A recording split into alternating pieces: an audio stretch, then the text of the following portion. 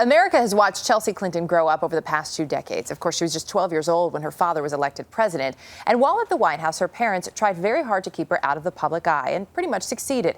It wasn't until her mother ran for president that Chelsea really entered the public spotlight. And even then, it's been sparingly.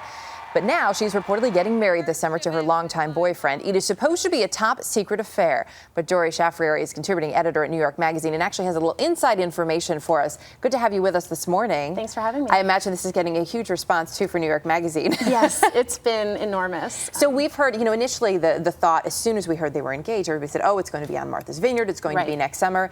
Now the word is not Martha's Vineyard. Why? Well, the rumor was that last summer it was going to be at Martha's Vineyard, possibly at Ted Danson's house, and he's a close friend of the Clintons. Now, this summer, they're saying it's not going to be on Martha's Vineyard because of the logistics of getting everyone there. It's just too complicated to get 400 people on the island. And would it be too obvious, too, with all of those people coming in, that clearly there's a Clinton wedding this weekend? It would be way too obvious. Martha's Vineyard is too small.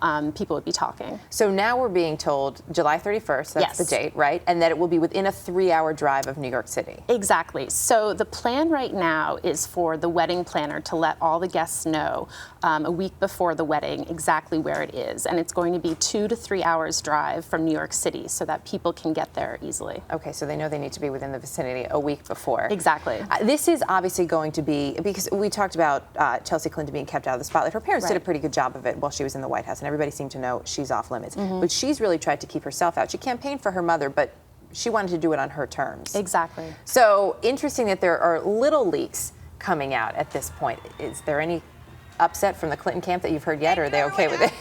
I don't think they're thrilled. It was tough to get people to talk about the wedding. It's really been kept on lockdown, also for security reasons. Sure, because you think about some of the people who will be attending, not just, of course, the parents of the bride, but other dignitaries. Exactly. Although sort of a smaller guest list than probably folks would imagine, right? Right. I mean, when you say a 400-person wedding to a normal person, that sounds like a ton. But when you think of all the people the Clintons know and how many people they've interacted with over the years, how many people have given them money, it's actually not such a big wedding. And of course, that would just be one side, because Mark Mizvinsky, he gets to invite some people too. Presumably. Since he's the groom. So how are they narrowing it down to only 400 people? Well, the word is that if you don't know Chelsea personally, you're off the list. So she has to know everyone personally who is going to be invited, which of course eliminates a lot of people who only know Bill and Hillary. So you can forget being invited as a +1.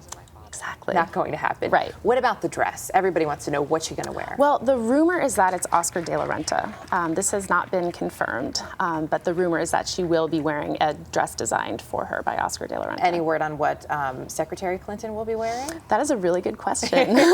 That's key. They're keeping that quiet as well. Maybe a pantsuit. I think she might wear a dress. She might wear a dress for this one. What were some of the most surprising details that you were able to find out?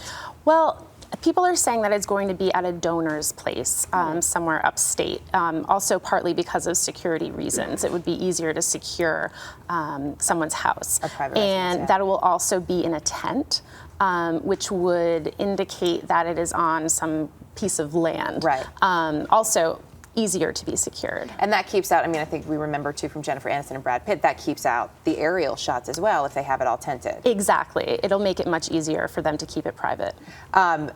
What is she doing now? Because she is so private. I've noticed even when you see her in New York City, which is rare, but when you see her, people really tend to give her space. Is she working now?